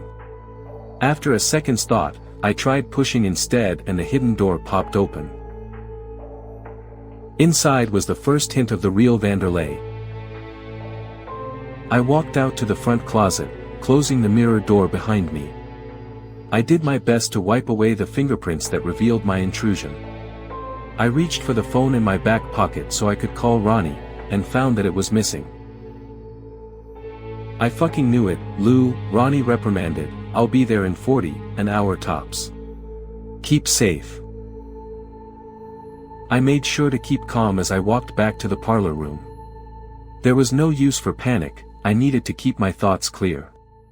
I set down the pile of clothes on the coffee table and approached Cynthia. I lifted her arms and pulled her nightgown off. Putting her arms back at her side, I took a step back and surveyed the doll's body. There was no doubt in my mind that Cynthia was molded after a living, breathing young woman. While her body held true to the beauty standards of today, it was not perfect. Her large breasts hung low without the support of a push-up bra, and there was a birthmark to the right of her belly button.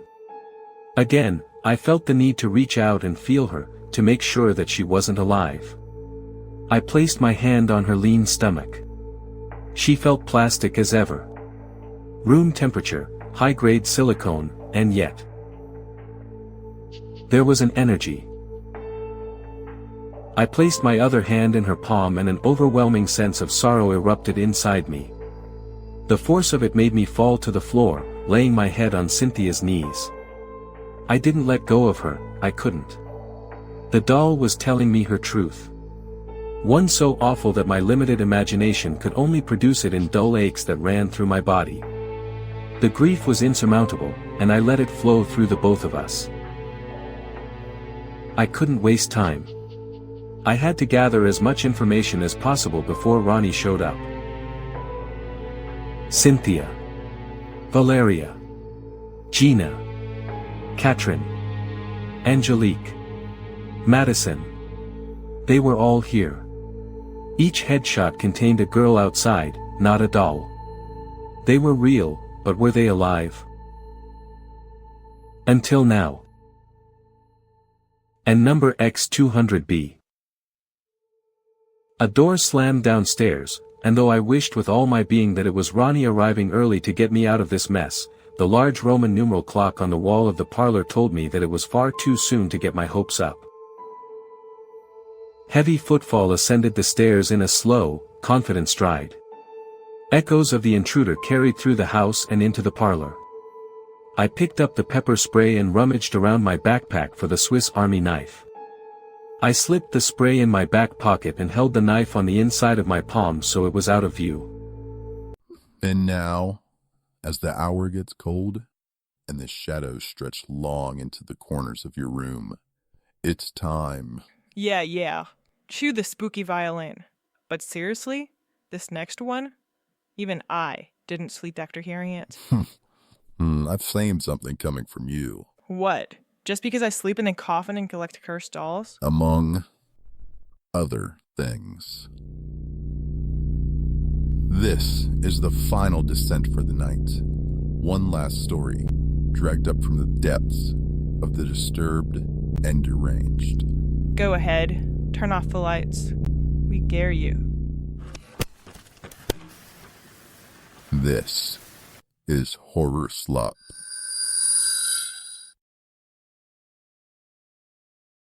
I'm a lawyer and my client killed their whole family. I'm out to prove their innocence, by Leonard J. Ross-esque. I've seen a lot of open and shut cases in my day, but Anthony Colton took the cake. After reviewing the notes taken by forensics and talking with the DA, I was finally ready to meet my client. The man in the waiting room painted a different picture than the one I had just seen on screen. He was trembling, his eyes darting suspiciously around the room. He was afraid. Mr. Colton. I'm your attorney, Leo Ross. My family. Dear God, I have to find them and save them. I must have stared at him for a good long minute before I finally answered back. I'm telling you I'm innocent, Mr. Ross. Tell me exactly what happened that night, Anthony. You're going to need to trust me. Okay, so. I came home from work early. I wanted to surprise Martha and the girls and take them to that new playground, you know the one. It opened up over there on 7th and Broad. Anyway, when I got to the house I noticed something was wrong right away. I don't really know how to describe it. But something felt off, you know. But I tried to shrug it off. I went inside to the den, and saw the girls playing video games. Martha was in the kitchen. Except, and this is the part where no one believes me. I know, that they weren't my family. I didn't say a word. I was too worried that if I did I might freeze up the story he was giving me. Oh, don't get me wrong. They acted like my family. But I knew. For one thing, Martha wasn't surprised about me coming home early. And for another, the girls didn't want to go to the park. I told them that was fine and went upstairs to grab a shower. Man. I must have stayed in that bathroom for an hour trying to figure out what to do. Did I run? Call the police? I mean, what would I even say?